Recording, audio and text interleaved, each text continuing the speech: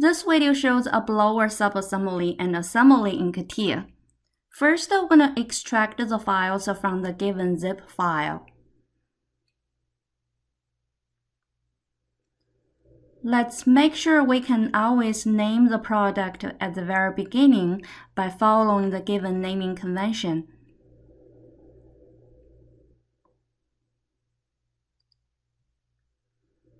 Your product name should be the product file name as well.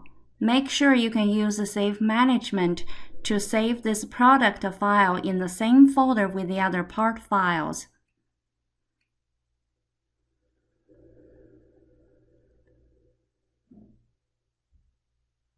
Right-click the product name to import the parts.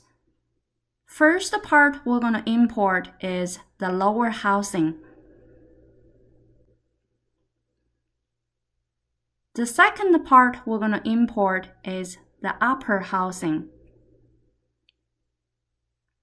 Fix the lower housing, which helps control the final orientation of the subassembly.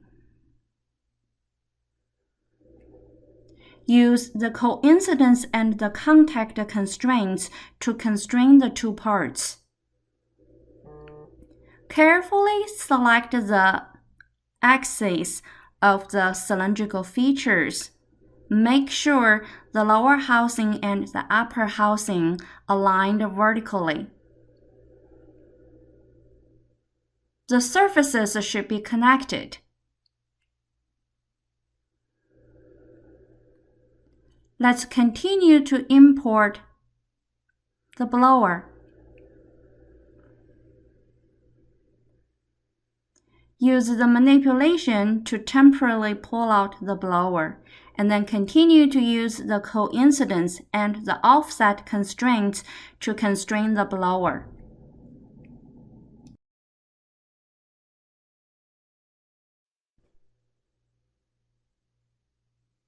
Use the offset constraint to control the spacing between the backside of the blower and the internal face of the lower housing to be 0.125 inches.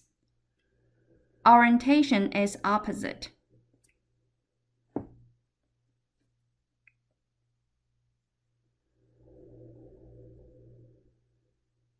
Continue to import the motor shaft. And then we can use the coincidence and the offset constraints to constrain the motor shaft.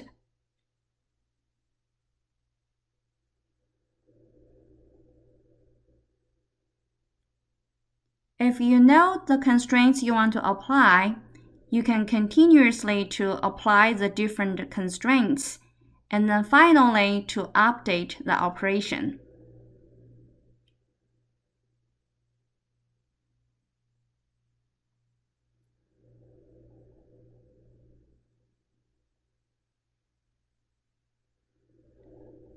Let's continue to import the next part, which is the motor.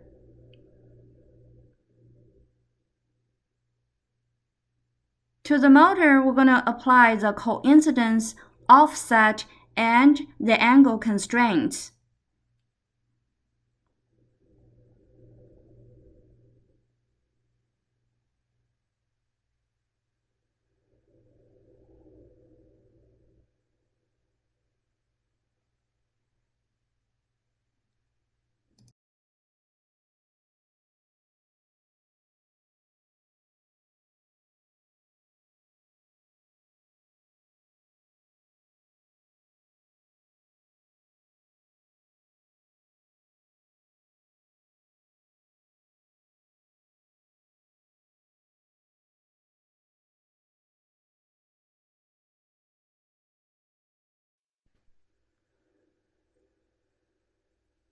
After we finish constraining the motor, this is the final finished subassembly.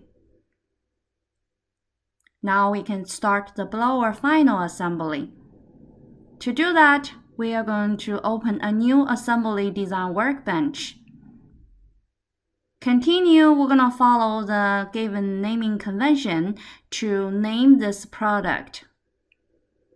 Again, your product name should be consistent with your product file name. Use the Save Management. Carefully select the final assembly you want to save. Make sure do not overwrite your previous subassembly file. Import the subassembly and the last part cover.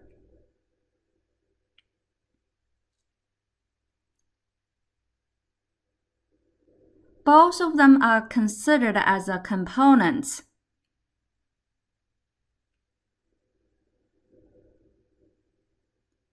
Make sure you can fix the subassembly, which helps control the final orientation of the blower assembly. Use the coincidence and the contact constraints to constrain the cover.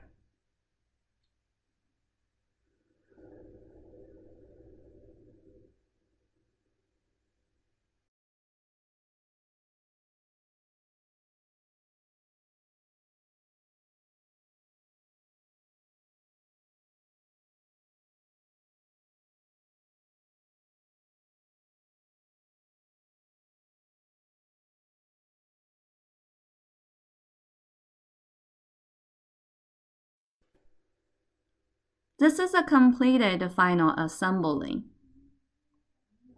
Let's test the final assembly by using the explode and the manipulation icon.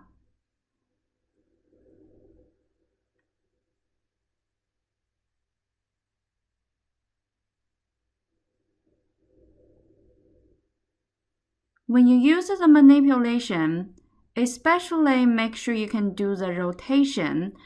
At this stage, if there are any constraints missing, make sure you can do your analysis to complete the missing constraints.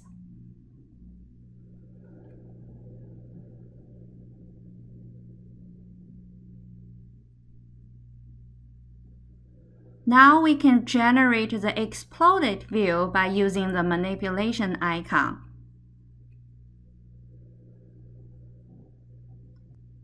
Pull out the parts in the Y direction. Continue to use the enhanced scene icon to generate the exploded view.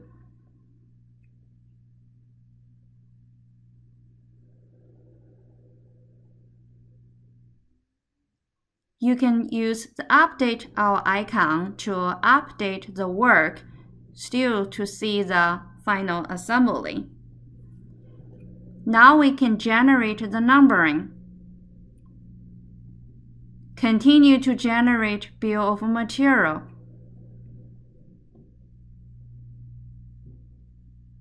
Use define format to save the bill of material to a TXT file. Carefully select the properties from Hidden Properties window. Use the arrow key to move them to the Displayed Properties on the left side.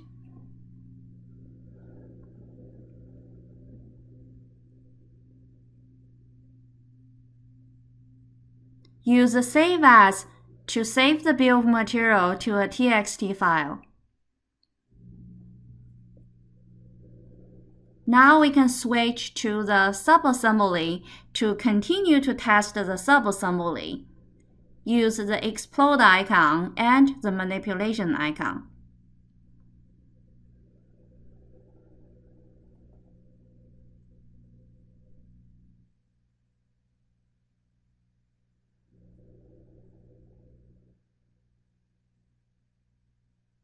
Especially make sure you can rotate the parts to test your work.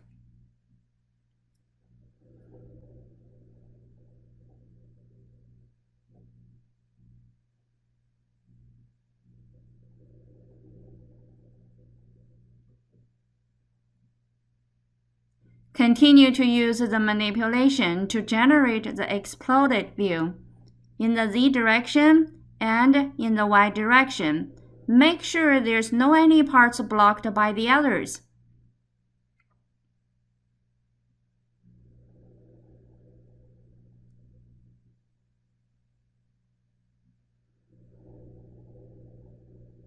Use the Enhanced Theme icon to save the exploded view.